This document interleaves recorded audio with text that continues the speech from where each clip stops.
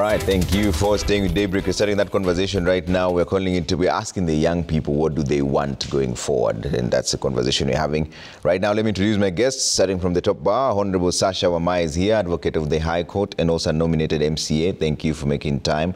Eric Wanyama, youth officer Wasingishu County. Asante sana for making time. Ken Babu, youth leader DAPK. Thank you for making time. Kefa Ojijo, advocate and Secretary General Roots Party. Thank you very much for making time. Kasmuel Makoure, ODM Youth League, is still not here. As soon as he comes in, we'll drop him into the discussion. But let's start off with in your order of arrival. Ken, I'll start with you on this. How would you describe the state of politics in the country today? Thank you so much, Trevor, and colleague panelists. I would like to say that currently the country is in the political mood, and every conversation is geared towards 2027 elections.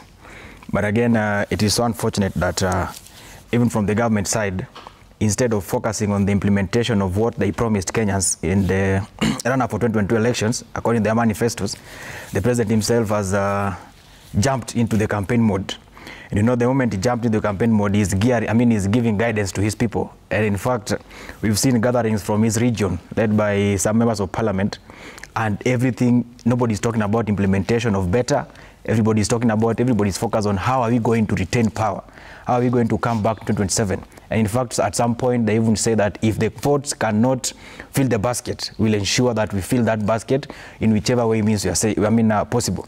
So currently, the situation, the state of politics, the country's mood is in political angle, which, from where I see it, shouldn't be the case. Yeah.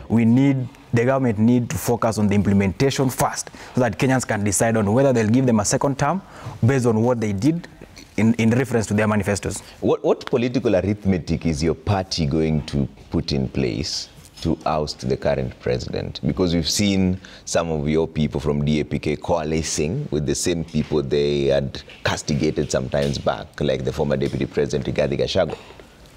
You know, Trevor, politics politics happens in cycles, and I can clearly state that yes, we are talking, you are in conversations, but we have not given out clear communication that we are working these guys. But we are talking. You know, it's good to talk for the interest of the country. It's always good to have a dialogue and engage on different areas of interest that will benefit the people. That's the conversation we are currently having. But I believe that once things are sorted, the leadership of the party and the coalition possibly will give a communication, and you guys, media houses, will have enough time to... Okay. Sasha, how do you describe the state of politics today? It's quite interesting. First, let me start with greetings. Good morning. Good morning. Good morning, my fellow panelists. Good morning. So we are at a very interesting state, because we are just 2 years into, after the elections, into this government's governance. But what we are seeing is heightened campaigns across board from the people in the government, led by the president himself, from the opposition. For instance, I come from Mount Kenya region, and their politics are at the peak. We are planning on how to take over in the next elections because of what has been happening, attributing to the things that have been happening in the previous times and months.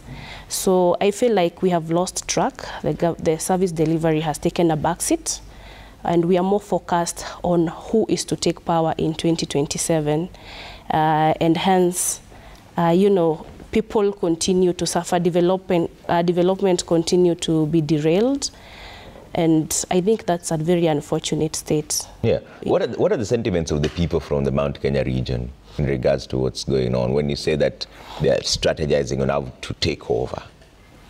You see, this is informed by dissatisfaction from maybe their representatives, from things that have been happening, the promises made by the government, the current government. I remember when they shared their manifesto with the people, they had 6 pillars. I was not in the Kenya Kwanza government. I was not advocating or, championing for them. But the promises that they made to the people, they brought the hopes of the people so high, yet they're dropping them. So they dropped them so fast and so they hit the ground so hard. So they're coming from a point of dissatisfaction.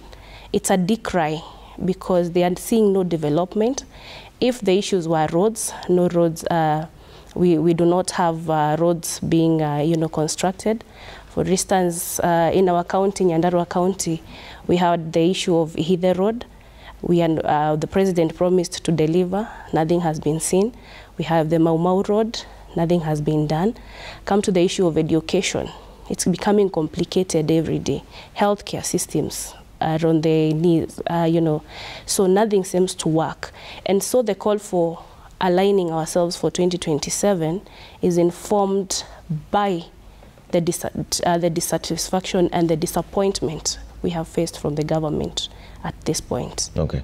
And also, one of the biggest issue that has been very emotive is the impeachment of the Deputy President, Rigathi Gachagua, because the people feel like this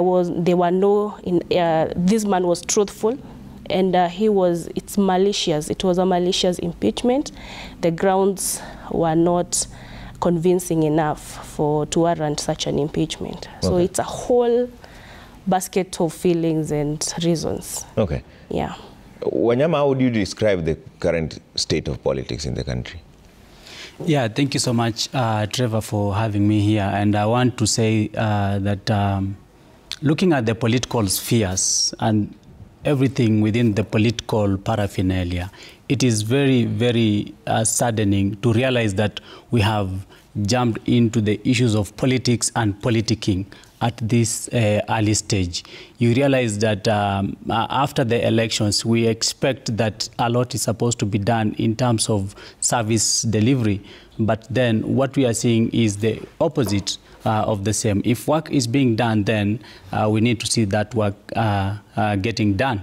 But what I want to say is that I think from where I sit, it is very early for us to start politicking, and how I wish that in the near future we can have policies and regulations to stop and bar politicians from starting early politics, because then there is no room for actually development, there is no room for service delivery. So all the time in Kenya you have to focus on how people are going to be re-elected, on coalitions and all that. Just a quick one is that look at the current political situation of this country. Everybody is jumping up and down, trying to look around and see who am I going to be with. Collisions are coming up. We have seen so many political parties pushing for their registration. Why is it then that is happening? It is because we don't have regulations. Like, for instance, in the US, we should have a specific time. And we say, this is time for us to work. And until this time, we are not supposed to do politics. And so that means then we are going to enhance progress, erase retrogress, if we are so mindful about our nature of politics. Yes, yes. Okay. Kefa, what is the description of the current state of politics?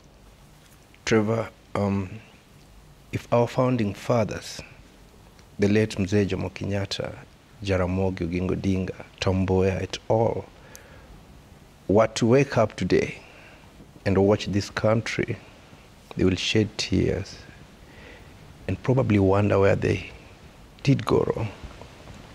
That a country they fought so hard for, to alleviate from poverty, from sickness, from illiteracy, almost 6 decades later, we are still mark timing. The government that is supposed to protect its citizens is still abducting its young people every day and disappearing with them. The politicians we elect to provide leadership and guidance do not care anymore what citizens are going through. They will wonder what happened to the dream they had, that Kenya will be a shining star in Africa by the millennial goals of the 2000s. It is a sad affair that we are still talking about things that our forefathers talked about 6 decades ago. It is a pity, it's a shame to the leadership of this country that right now our women our young people cannot afford medical care because of bad governance and systems in place. We keep politicking every season. We keep fighting every season of the offices and who becomes the president, who becomes in the cabinet. We don't care about that. We just want a decent, affordable life for citizens. That is all young people are asking for. That is all women and men out here are asking for. Kenyans are not beggars. We're just asking for an opportunity, proper systems to enable us to flourish in our business. We have failed. This leadership has failed us. Okay. Kasmua, how do you describe the current political situation in the country? Thank you, Trevor. I think it is important to note that we are what in the world, in the global political scene, are called the midterms. And what generally happens during the midterms is elections happens to see, for example, if we were to use the US as an example, we find out which party will control Congress. And in all honesty, President Ruto is doing well in that regard, because he has firmly established himself as a politician that now controls what our version of Congress is, which is Parliament. And that is politics on the book. However, if I think about it as a young man living in this country, what the youth have consistently said they want is a living fighting chance.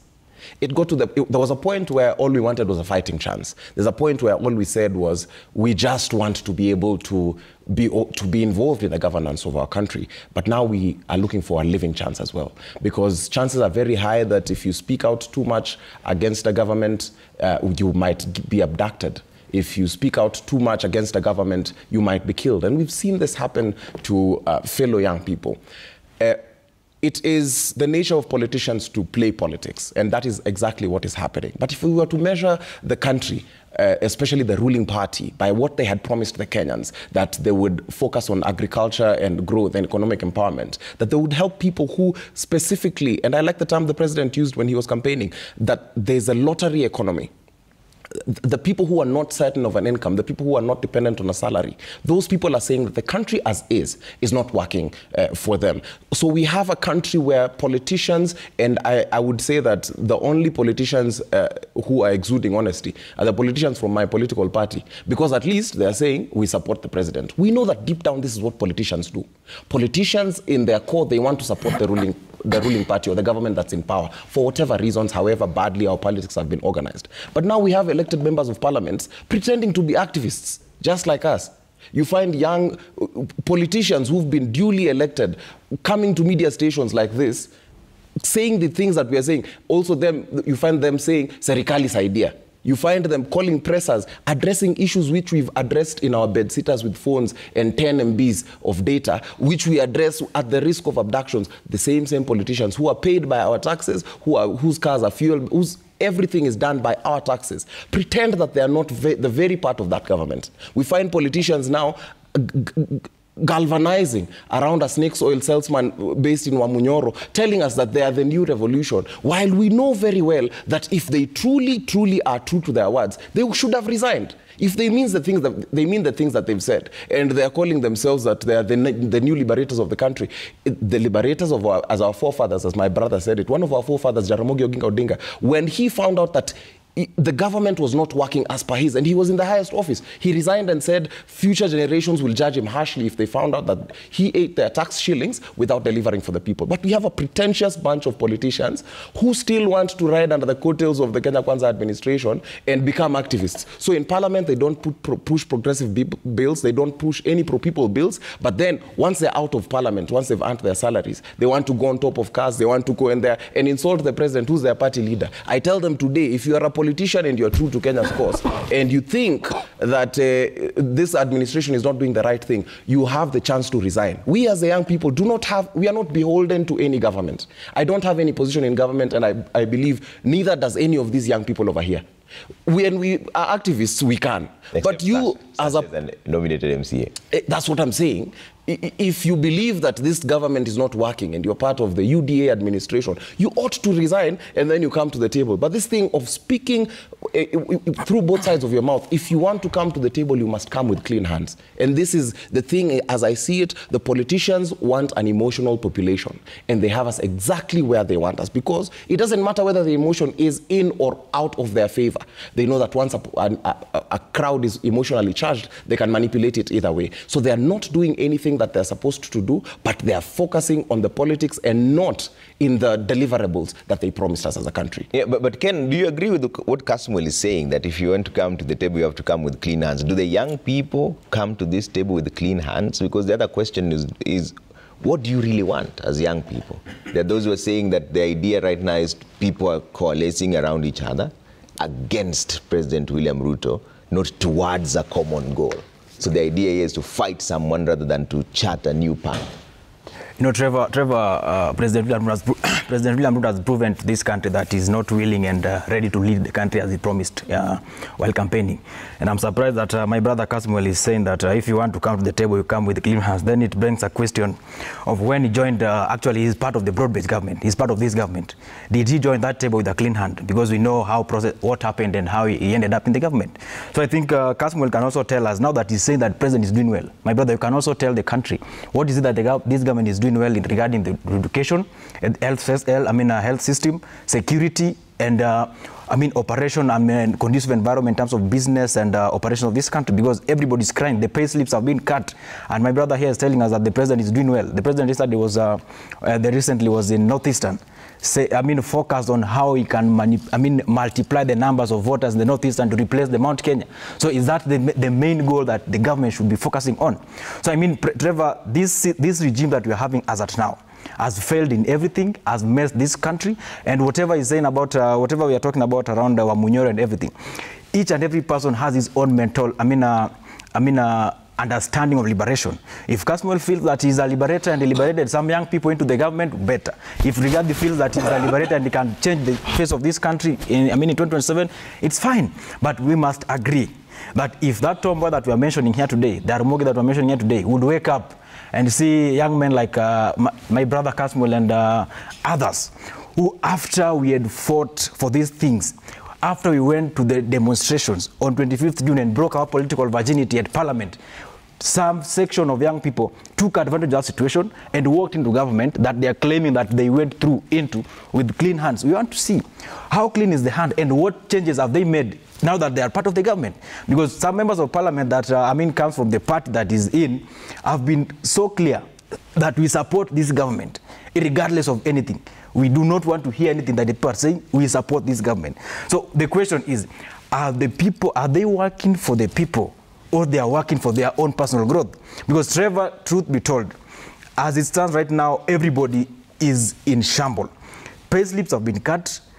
Young men and women cannot, have even 3 meals a day. Universities are being closed. More is down. 2 will be soon down. You get that? Lecturers and students are always on the floor, on the roads. But again, somebody is saying that this government is doing well. On what basis? How do you measure a government that is doing well if the education system is failing, health is failing, employments are not there, everybody's on the street complaining about the regime?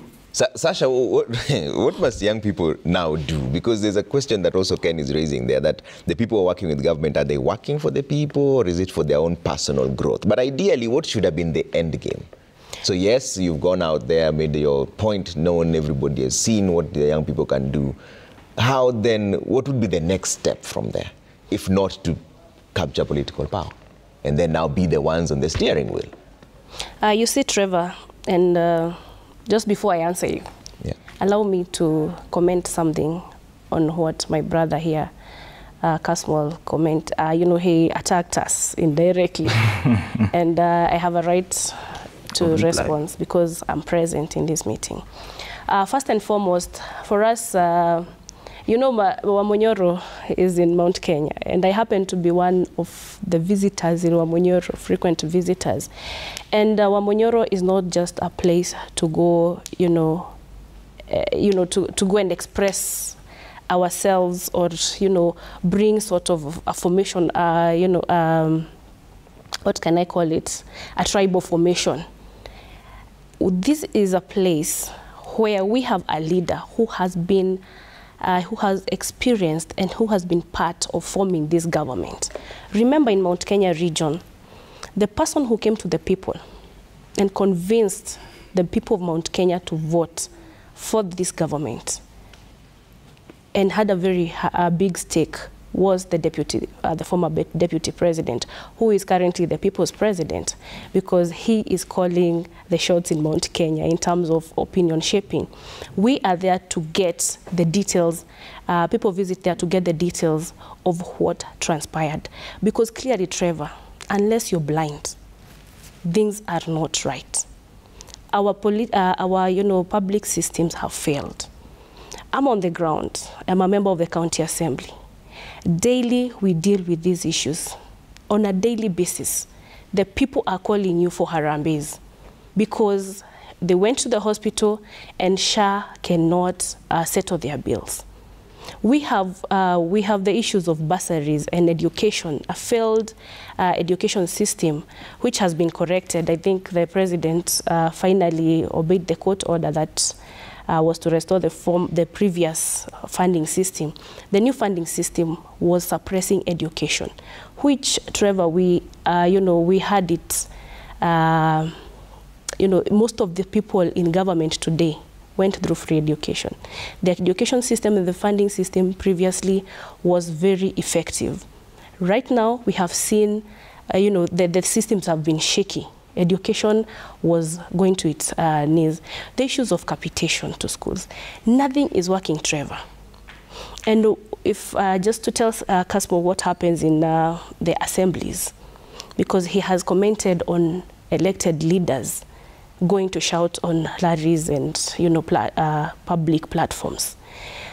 In the assemblies, we vote through a simple majority. And what we are witnessing with the government, with the current parliament today, the 13th parliament, is that they are not representing the people's views.